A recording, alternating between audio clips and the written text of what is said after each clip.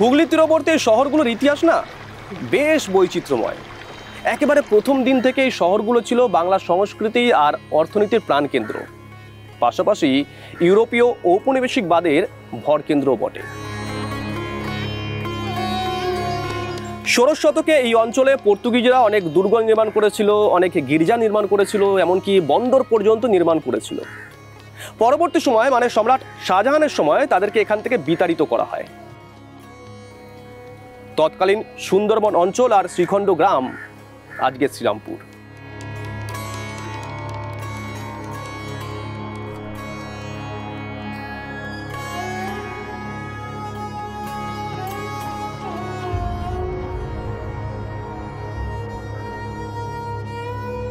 আমরা নদীর পাড়ে দাঁড়িয়ে আছি, কিন্তু নদীর পাড়ে এই যে শহরগুলো, পাশাপাশি একাধিক শহর, একটা সময় তো প্রচুর বৈদেশিক শক্তি এখানে এসেছে। আমি শোষণ বা শাসন বলবো না, মোটামুটিভাবে তারা বাণিজ্য করতেই তো এসেছিল। মুঘল রাজবংশের ইতিহাস যদি পড়ি, মুঘল রাজত্বের সঙ্গে এটা প্যারালালি চলেছে একদম, বিদেশি শক্তির আশা।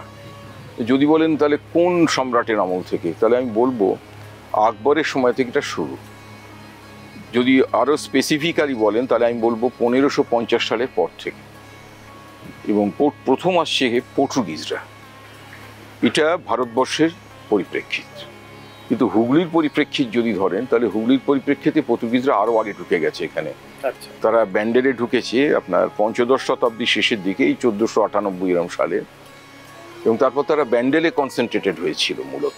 এখানে ডাহিনে হুগলি রহে, বামে ভাটপাড়া, পশ্চিমে রহিল বড়, পূর্বে কাঁকিনাড়া।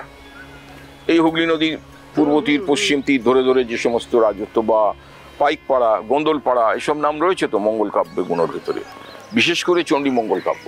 এটাও পেয়েছি যে খরস্রোতা নদী ধরে বাণিজ্য বাটকগুলো ফিরে আসছে,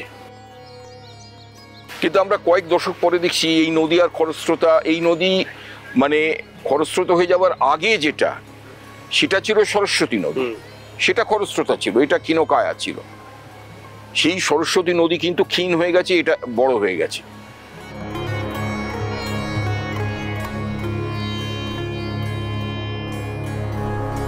শ্রীরামপুর ছিল ড্যানিশদের প্রধান ঘাঁটি, এবং এখানেও কিন্তু ওই সপ্তদশ শতাব্দী 1676 সাল প্রথম ড্যানিশরা একটা পরওয়ানা পাচ্ছে দিল্লির বাদশার কাছ থেকে বাণিজ্য করবার জন্য। কোথায়? ডেনমার্কে। আচ্ছা, তাদের তাহলে মূল ঘাঁটি কোথায় ছিল? তাদের মূল ঘাঁটি ছিল ট্র্যাঙ্কোবারে, সাউথ ইন্ডিয়াতে। সাউথ ইন্ডিয়া থেকে তারা এখানে আসছে ড্যানিশরা। এই ড্যানিশদের সঙ্গে পর্তুগিজদের একটা বন্ধুত্ব ছিল, যার ফলে দেখা যেত প্রচুর ড্যানিশ জাহাজে অনেক পর্তুগিজ নাবিক, মাঝি মাল্লার ভিড়। তারা এসে শ্রীরামপুরে ঘাঁটি গাড়ছে এবং আস্তে আস্তে ক্রমশ বিস্তারিত হচ্ছে, এবং সপ্তদশ শতকের শেষের দিকে ওরা ওখানে ডেনমার্ক নগর প্রতিষ্ঠা করছে। ডেনমার্ক নগর, এই ডেনমার্ক নগরই হচ্ছে শ্রীরামপুর। আকনা পেয়েছিল, শ্রীপুর পেয়েছিল, আর শ্রীরামপুর পেয়েছিল, শ্রীখণ্ড গ্রাম। আর এই ওই শ্রীপুরটাই শ্রীখণ্ড। এটা মিলিয়ে একটা শ্রীরামপুর ড্যানিশদের ভালো ঘাঁটি হয়ে উঠল। দেশের একমাত্র ওলন্দাজ কলোনি, ডেনিশরা চেষ্টা করেছিলেন এই অঞ্চলকে যতটা সমৃদ্ধশালী বাণিজ্য কেন্দ্রে পরিণত করা যায়। তারা এখান থেকে কাপড়, চিনি এবং অন্যান্য পণ্য রপ্তানি করতেন।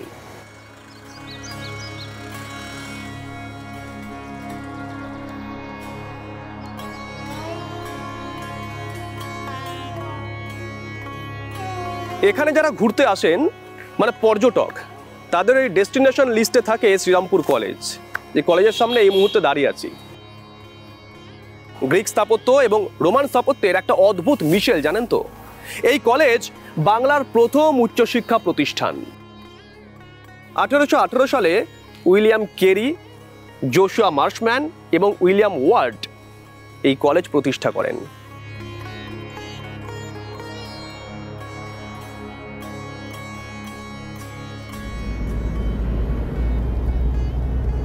কলকাতা থেকে শ্রীরামপুরের দূরত্ব প্রায় 30 কিলোমিটার।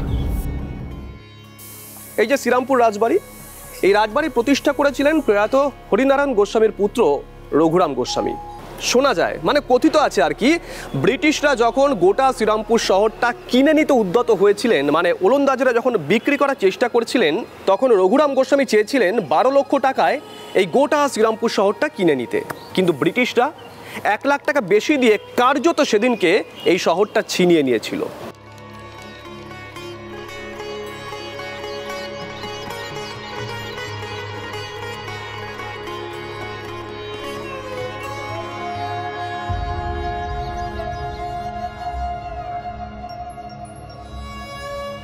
এই মুহূর্তে আমাদের সঙ্গে রয়েছেন রঘুরাম গোস্বামীর পঞ্চম প্রজন্ম শিবাশিস গোস্বামী। শিবাশিস বাবু, চলুন হাতে হাতে কথা বলা যাক, বাড়িটাও দেখবো।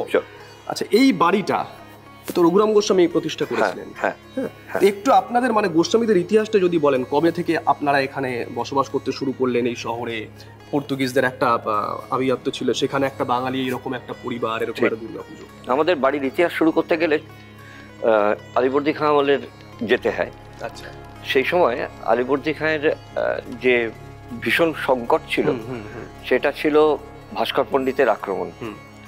এই ভাস্কর পণ্ডিত, ওর আসল নাম ছিল পণ্ডিত ভাস্কর রাম কোহলৎকার, যখন এখানে দস্যুবৃত্তি করছেন সেই দস্যুবৃত্তি যেটা আটকে দেন, এবং সত্যি কথা বলতে কি উনি ভাস্কর রামকে ধরিয়ে দিয়েছিলেন নবাবের হাতে। আচ্ছা, ওইখান থেকে চক্রবর্তী আসলে ছিলাম আমরা। আচ্ছা আচ্ছা। এইবার এই চক্রবর্তীর পর ওখান থেকে রাজ চক্রবর্তী উপাধি পাওয়া গেল।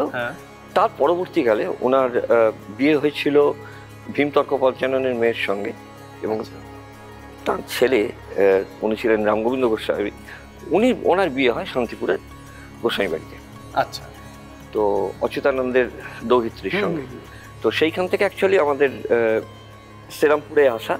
ওনার স্ত্রীর খুব ইচ্ছে ছিল, ওনার নাম ছিল অনুপমা দেবী, ওনার খুব ইচ্ছে ছিল যে গঙ্গাসাগর যাবেন। তখনকার দিনে সেফ জার্নি বলতে নৌকো, তখন তিনি আসন্ন প্রসবা ছিলেন।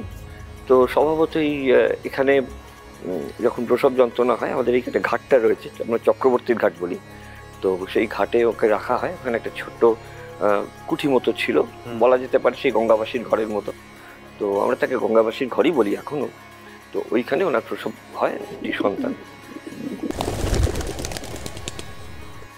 আপনি যে সময়কার কথা বলছেন, তখন দেশের একটা বড় অংশে মানে ব্রিটিশরা প্রায় দাপিয়ে বেড়াচ্ছে, গোটা দেশটা ক্যাপচার করছে, কয়েকটা জায়গা। একদমই চাই, একদমই চাই। কিন্তু এই যে জায়গায় দাঁড়িয়ে আমরা কথা বলছি, সেখানে তখন ওলন্দাজরা ঘাটি গিরে বসে আছে, সেখানে একটা বাঙালি পরিবার, সেখানকার তখনকার সামাজিক প্রেক্ষাপট কি ছিল? একটা দুর্গাপুজো করছেন আপনারা, ওলন্দাজ একটা আধিপত্যের এলাকায়। না, আসলে ওলন্দাজদের যে পল্লীগুলো ছিল সেগুলো সব ওই চার্চের ওই দিকে, এদিকে সেরম ছিল না। এটা আসলে ছিল ব্রাহ্মণপাড়া।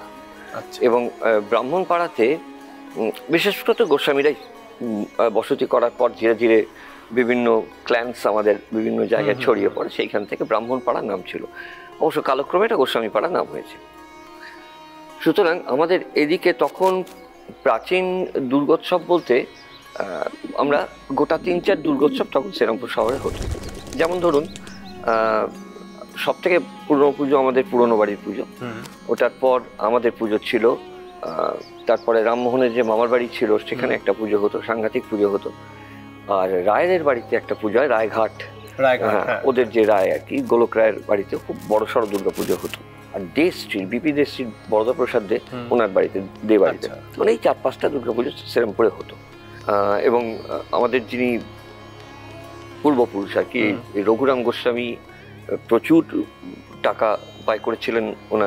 ওনার ছিল অ্যাকচুয়ালি বেনিয়ানশিপ। আচ্ছা, জাহাজ আসতো, সেই জাহাজ ওনার নামে আসতো, উনি আনলোড করতেন, লোড করতেন, এবং এইভাবে।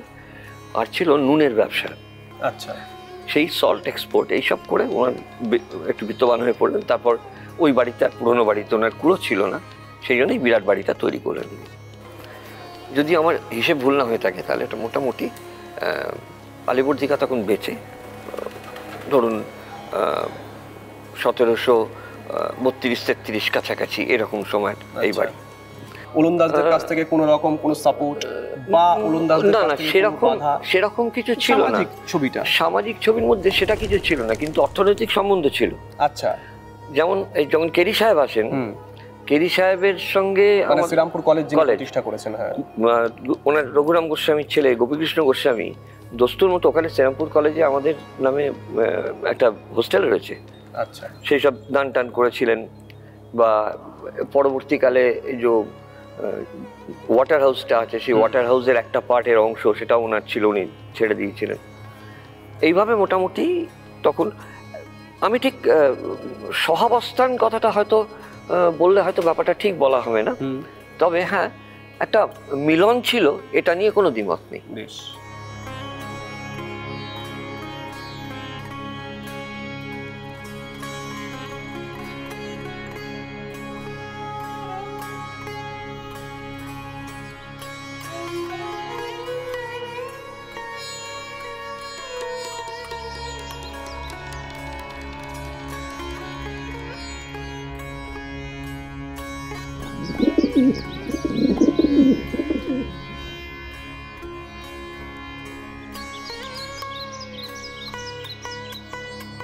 মূর্তি মূলত আমাদের, আমি বলি, আমাদের কাঠামো পুজো হচ্ছে রথের দিন।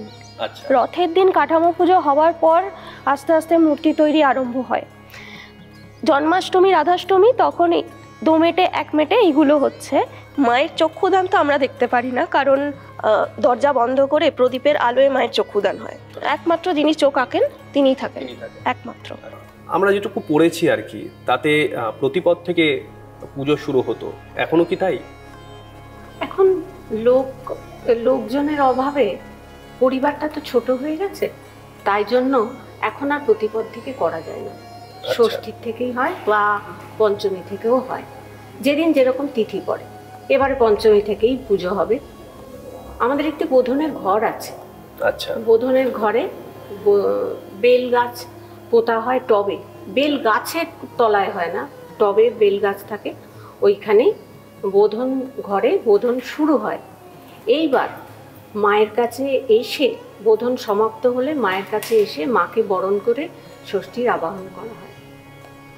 আপনার সঙ্গে কথা বলছিলাম, আপনি বলছিলেন যে বিশেষ কিছু রিচুয়াল আছে, কিছু রীতি আছে যেটা শুধুমাত্র এই গোস্বামী বাড়িতেই। একদম, প্রচুর রীতি আছে যেগুলো অন্য পরিবার বা বাইরের পুজোর সঙ্গে মিল হয় না। যেমন সপ্তমীর দিন আমাদের শাকম্ভরী পুজো হয়, পলাবৌ স্নান এই পরিবারে এই ঠাকুর দালানে রাধা মাধবের সামনেই করা হয়। বাড়ির মেয়েকে বাইরে স্নান করাতে নিয়ে যাওয়া হয় না, তার জন্য বড় বড় তামার গামলা আছে, সেই গামলায় রেখে পুজো হয় এবং 9টি গাছ সেখানে পুজো করে সেই গাছে বেঁধে দেওয়া হয়। তারপর শাড়ি পরিয়ে মা দুর্গার ডান দিকে প্রতিস্থাপন করা হয়। আচ্ছা, মাকে কি অন্নভোগ দেওয়া হয়? হ্যাঁ, অন্নভোগ দেওয়া হয়। আমাদের এখানে নিয়মই হচ্ছে অন্নভোগ দেওয়া। এখানে খিচুড়ি, 5 রকম ভাজা, তারপর 2-3 রকমের তরকারি থাকে তার সঙ্গে। এছাড়া থাকে ধরুন লুচি থাকে, বাঁধাকপির তরকারি থাকে, তারপরে পোলাও থাকে, এমনকি সাদা ভাতও থাকে। সাদা ভাত, শুক্তো, ডাল সব রকম এখানে দেওয়া হয়। তার সাথে পায়েস থাকে, 2-3 রকম মিষ্টি থাকে, সব রকম দিয়ে ভোগ দেওয়া হয়। কোনো বলি প্রথা এখানে? না, বলি প্রথা না, না না, কোনো রকম। যেহেতু আমাদের এই বাড়ি, যেহেতু মানে বৈষ্ণব মতে, সেই জন্য আমাদের এখানে বলি ব্যাপারটাই নেই। বৈষ্ণব প্রথা তো অবশ্যই এখানে করা হয়, কিন্তু সন্ধি পুজোটার বিশেষত্ব হচ্ছে কালিকা পুরাণ মতে পুজো। এইবার সপ্তমীর দিন সকালে, এই রাত্রিবেলা একটি অষ্টকলশ পাতা হয়, সেই অষ্টকলশ পুজো হয় অষ্টমীর দিন। যেমন সপ্তমীর দিন একটা এখানে অখণ্ড হোম জ্বালানো হয়। অখণ্ড হোম বলতে যেমন অখণ্ড জ্যোতি প্রদীপ জ্বালানো হয়, ঘিয়ের প্রদীপ হয়, এটা অখণ্ড হোম। একটাই কাঠ, সেটা সপ্তমী থেকে জ্বলবে। নবমীর দিন দক্ষিণান্ত হওয়ার পর সেই কাঠ নেবানো হয়। নবমী তিথিতে প্রধান কুমারী পুজো হয়, মায়ের কাছে সেই কুমারীকে বসিয়ে পুজো হয়।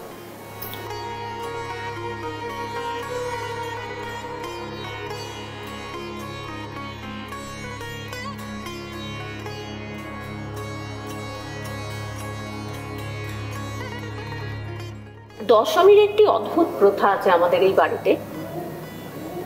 কেননা এই প্রতিদিন আমাদের এই বাড়িতে মাছ রান্না হয় না, এবং মাকে তো মাছ দেয়া হয় নাই। এখন সেই মাছ দর্পণ বিসর্জন হয়ে যাবার পর সকালবেলা সূত্রচ্ছেদন হয়। মায়ের সূত্রচ্ছেদনের পর তবেই আমরা মাছ খেতে পারি। মা চলে যাওয়ার পর তো বেদি আমাদের শূন্য হয়ে যায়। তখন আমাদের গৃহদেবতাকে মানে রাধা মাধবকে রাম বেশে ওই বেদিতে বসানো হয়। শুনেছি ভোলা ময়রা এখানে আসতেন পুজোয়, অ্যান্টনি ফিরিঙ্গি আসতেন, পক্ষী আসতেন। অ্যাকচুয়ালি এটা পুজো ঠিক নয়, মানে ওনারা এখানে আসতেন ওদের গান শোনাতে, কারণ ওনারা তো মেনলি গান প্রদর্শনের জন্য আসতেন, বিভিন্ন লোকসঙ্গীত ওদের জন্য। তো এই নাট মন্দিরে এখানে সেগুলো হতো। খাওয়া দাওয়া, আড্ডা, সেটা এই প্রজন্ম, ধরুন অনেকেই আছে কর্মসূত্রে বাইরে থাকে, পড়াশোনা করে, কবে মানে একসঙ্গে কি ব্যাপারটা হচ্ছে আগে মানে আমাদের ছোটবেলা যেটা আমরা দেখেছি 3 দিন ধরে একদম পুরো একদম 3-4টে ব্যাচে একদম বসে খাওয়া দাওয়া, মানে আমাদের জন্মের আগে যেটা শুনে এসেছি যে এই শ্রীরামপুরের এই বিশেষ করে চাতরা এলাকাতে সাধারণত কারোর বাড়িতে রান্না হতো না, মানে 3 দিন ধরে গড়ে 1000 করে লোক খাওয়ানো হতো। এটা আমাদের জন্মের অনেক আগের কথা বলছি। এবং আমরা মুখিয়ে থাকি সত্যি বলতে কি নবমীর দিনটার জন্য, আত্মীয় স্বজনরা সবাই আসবে, বাড়িতে সারা বছর দেখা হয় না অনেকের। কলকাতা থেকে অনেকে আসেন, অনেক গেস্ট আছেন আমাদের, তারা বিভিন্ন তাদেরকে আমরা ইনভাইট করি, তাদের সঙ্গে সারা বছরের সম্পর্ক। এবার চেষ্টা মানে হয়তো আগের মতো সেই জায়গাটা না হল, 3 দিন ধরে বিশাল ব্যাপার, যতটা পারা যায় আমরা চেষ্টা করি।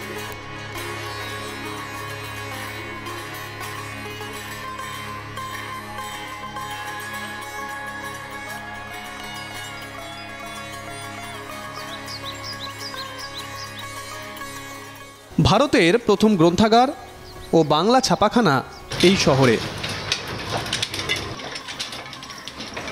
1800 সাল নাগাদ নির্মিত সেন্ট ওলাফস চার্চ ইউরোপীয় স্থাপত্য শৈলীর নিদর্শন। ডেনিস ট্যাভার্ন একটি ঐতিহাসিক কাঠের স্থাপত্য, বর্তমানে রেস্তোরাঁ ও হেরিটেজ হোটেল হিসেবে ব্যবহৃত হয়। গঙ্গার ধারে বসে খাবার খাওয়ার অভিজ্ঞতা অসাধারণ। হেনরি মার্টিন প্যাগোডা এবং মহেশের রথযাত্রা আজও শ্রীরামপুর শহরের গৌরবময় অতীতের সাক্ষ্য বহন করে। ফরাসি উপনিবেশের স্মৃতি বহনকারী শহর শ্রীরামপুর, উত্তরপাড়া, চন্দননগর, চুঁচুড়া আর ব্যান্ডেল পর্যটন কেন্দ্র।